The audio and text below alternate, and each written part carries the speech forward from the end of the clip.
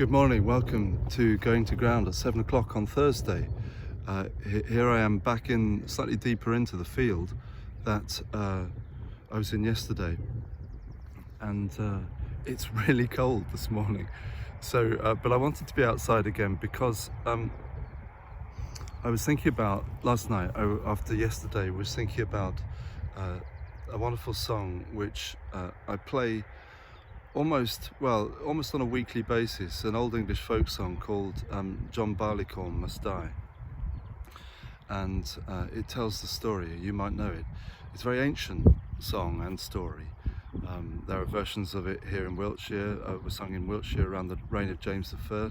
Nobody knows quite whether it's a story from pagan times or it's got Christian overtones to it, as you'll see.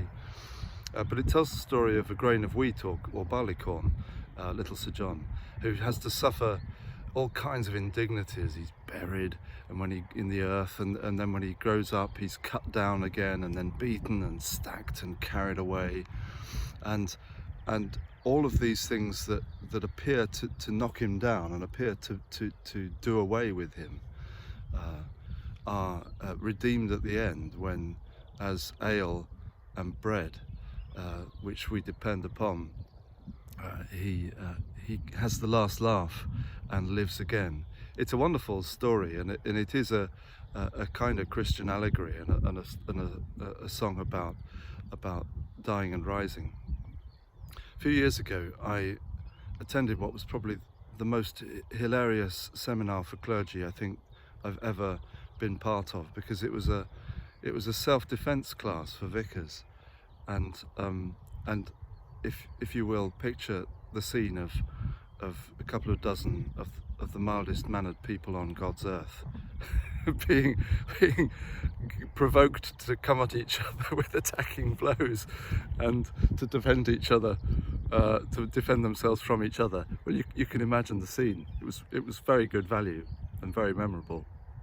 But one of the useful things which was imparted that day was this wisdom from martial arts that if an offensive blow is being made against you, that to use the force of that, to receive it and to turn it back upon your opponent, that is at the heart, I think, of all martial art, to kind of soak up and use that power and turn it upon itself. Like the psalmist talks about, they've run into the trap that they have made, or let them fall into the trap that they have made for themselves, for others, as it were.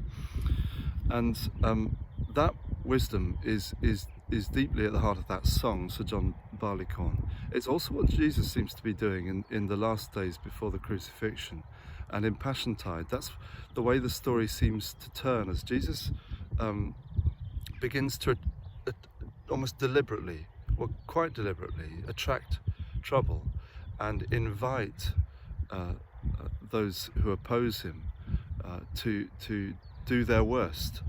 And he takes it. And one of the impossible things for his friends that they can't work out why is that he just soaks all of that up, and he tries to teach them, unless a seed of wheat, a grain of wheat, falls into the ground and dies, it cannot grow again. And there we are, back with little Sir John Barleycorn. So I thought I might try and sing you a verse of the song, accepting that this could be hilarious, especially if, as will inevitably happen, a dog walker passes by at this point. But we'll see how we get on, and I'll show you the field rather than my gurning face. There we go. There were 3 men came out of the west, their fortunes for to try. And these 3 men made a solemn vow, John Barleycorn must die.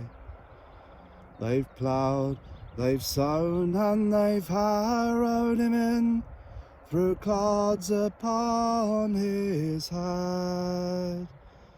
And these 3 men made a solemn vow, John Barleycorn was dead. They've let him lie for a very long time, till the rains from heaven did fall.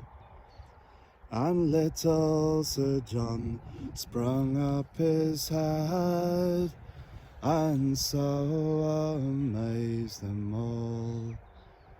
The huntsman, he can't hunt the fox, nor so loudly to blow his horn.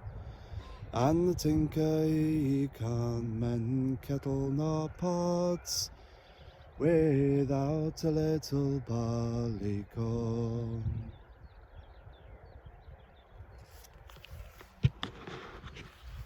Whatever is stacked against you this day, whatever you have to receive, know that new life is growing up from the cold earth, and may God bless you as you go to ground.